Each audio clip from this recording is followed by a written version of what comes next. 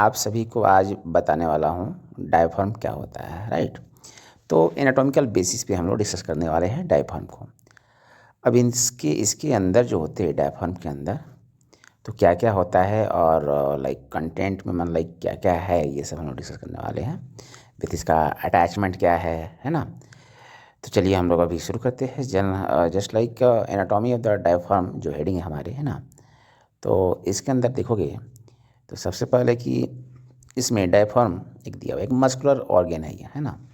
तो diaphragm is a thin muscular and tendinous septum that separates the chest cavity above from the abdominal cavity below.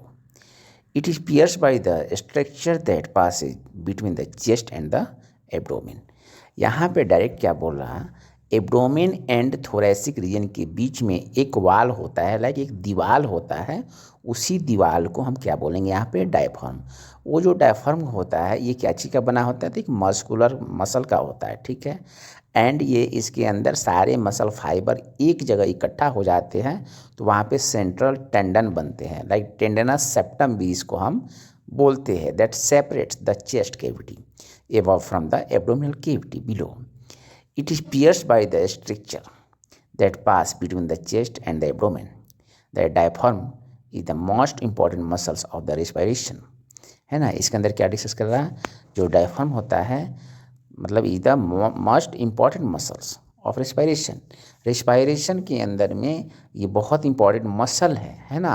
और इसमें क्या करता है हम लोग नेक्स्ट स्लाइड में देखेंगे, है ना।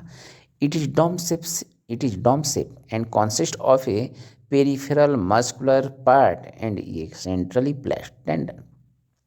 अब इसके अंदर क्या होता है कि it is dome shape and consist of a peripheral muscular part, है ना। तो ये डॉम शेप मतलब कॉन्वेक्सिटी विथ कॉन्केविटी दोनों फॉर्म करता है इसके अंदर। लाइक सुपरियरली कॉन्वेक्सिटी होते हैं, इंफीरियरली कॉन्केविटी होता है। डॉम शेप का मतलब यहाँ पे यही हुआ। And A centrally placed tendon, तो सारे मसल फाइबर जो होता है वो क्या होता है यहाँ पे, देखिए ये जो है एरिया, ठीक है। ये बीच में जो वाइट वाइट दिख रहा है विथ फोरामेन दिख रहा है, सेंट्रल टेंडन, वही इसी को हम बोलेंगे ये central tendon like area. Next मैं अभी यहाँ पे आता हूँ तो लाइक ये थोड़ा सी केज दिख रहा है, थोड़ा सी केज के अंदर यहाँ पे डायफ्राम दिख रहा है आपको, ठीक है। और डायफ्राम जो दिख रहे हैं तो ये वाले जो पोर्शन है हम इसी को जनरली डायफ्राम बोलेंगे। उसके बाद इसमें एंड अटैचमेंट होते हैं, interior attachment, posterior attachment, lateral attachment and medial attachment, sorry lateral attachment, interior and posterior attachment, है ना। चलिए नेक्स्ट स्लाइड। इसके अंदर जो डायफ्राम का रियली शेप साइज होता है ऐसा होता है, ठीक है। इसमें ये पोर्शन जो दिख रहा है ये पोस्टीरियर पोर्शन दिख रहा है, इसके आगे वाले एंटीरियरली दिख रहा है, ठीक है। इसमें राइट एंड लेफ्ट क्रूरा दिख रहा है, जो pointed area pin like area जो दो दिख रहा है दोनों राइट एंड लेफ्ट साइड में, ठीक है। यही होता है पिन लाइक एरिया। नेक्स्ट इसमें आप देखिएगा तो the origin of the diaphragm, है ना। डायफ्राम का ऑरिजिन क्या होता है generally, the origin of the diaphragm divide into 3 parts. तो फर्स्ट पार्ट होते हैं external parts, coastal parts and vertebral parts. तो हम लोग इसके अंदर मतलब बेसिक से बेसिक कंसेप्ट समझने वाले हैं, बहुत इजी कंसेप्ट, ठीक है।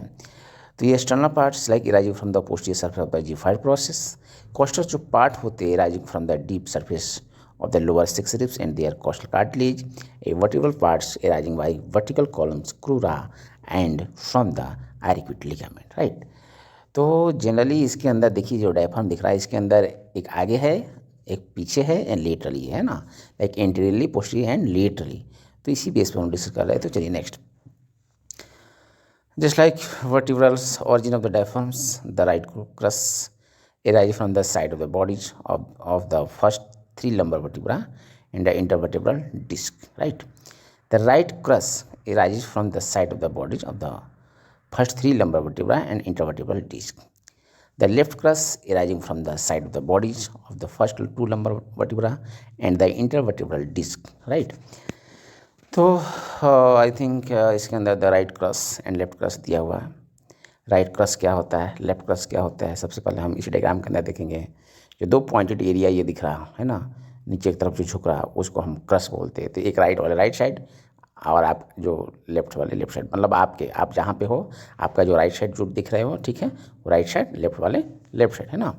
चलिए next, left crus arises from the side of the bodies of the first 2 lumbar vertebra and the intervertebral disc.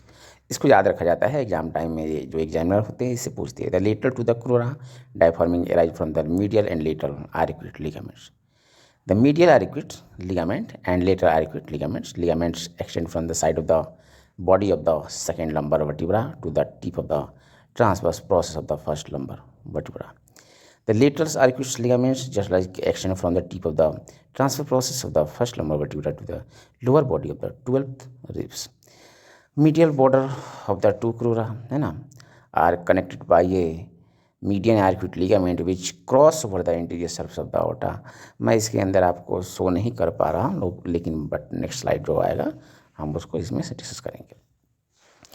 चलिए मैं इस डायग्राम के अंदर में आता हूँ. तो सबसे पहले ये जो पोर्शन दिख रहा है लाइक डायफॉर्मेटिक एरिया ही है बट इसमें इन्फीरियर सरफेस दिख रहा है ना.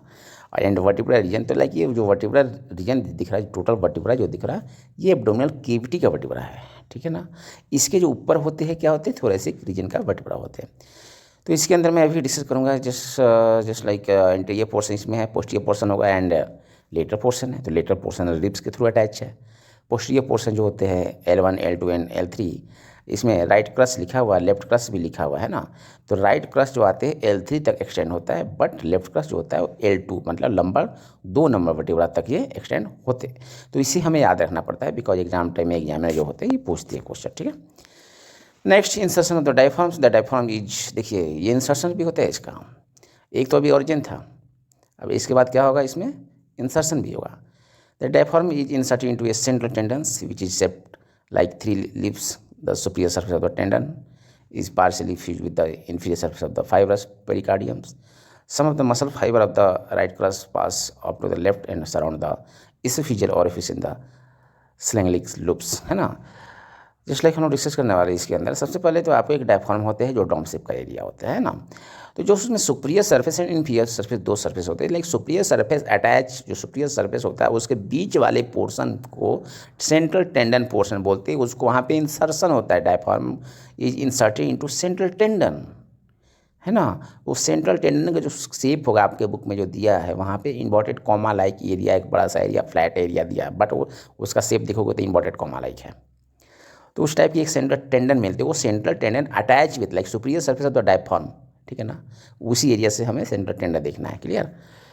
तो उस area attach with the and fuse with. ठीक है ना. एंड फ्यूज भी होते हैं fuse with the pericardium. Clear. This fibres appear to act as sphincters and possibly assist in the prevention of regressions of the stomach content into thoracic part of the oesophagus.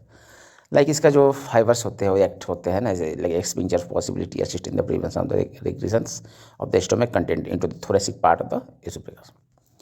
अब देखिए इस diagram के अंदर मैं discuss करने वाला हूँ. देखो इसके अंदर सबसे पहले इंटीरियर पोर्शन दिख रहा है, posterior portion like xiphoid process of the sternum. Lateral side में ये एरिया दिख रहा है जो रिब्स वाला एरिया है. पोस्टीरियर सबसे लाइक लंबर वर्टिब्रा इसमें दिख रहा है ना. नेक्स्ट इसके अंदर 3 फोरामेन है. Foramen of the like foramen for अorta, आर्च ऑफ aorta इसको बोलते हैं. Foramen for oesophagus and foramen for inferior vena cava है ना. लाइक 3 फोरामेन है. तीनों फोरामेन के थ्रू मेन 3 कंटेंट पास होता है. Just like foramen of inferior vena cava इसके थ्रू इन्फिया वेना केवा पास होगा. फोरामेन इसोफेगस पास होते हैं. एंड aorta जो फोरामेन है उसके थ्रू आर्च ऑफ aorta के लाइक पार्ट पास होते हैं लाइक वो डिसेंडिंग थोरेसिक aorta. ठीक है. Next shape of the like diaphragm. तो डायफ्राम का शेप क्या होता है as a seen from in front the diaphragms curves up to right and left domes या कोपले है ना. Left domes cupola. The right domes reach as high as the upper border of the fifth ribs. The left dom reach the lower border of fifth ribs and central tendon lie at the level of the gyphoid sternal joint. ये सब कुछ जो point है इस point को याद रखना पड़ता है बिकॉज ये इंपॉर्टेंट पॉइंट है ना. और ये क्वेश्चन किया जाता है कि कौन सी पार्ट डायफ्राम का जो होता है वो किधर अटैच होते हैं उसका लेवल क्या होगा. तो हम सरफेस मार्किंग के अकॉर्डिंग हम उसी बेस को बोलेंगे यहाँ पे. ठीक है. The dome supports the right and left lungs where the central tendon support the hearts. When seen from the side, the diaphragm has the appearance of an inverted J.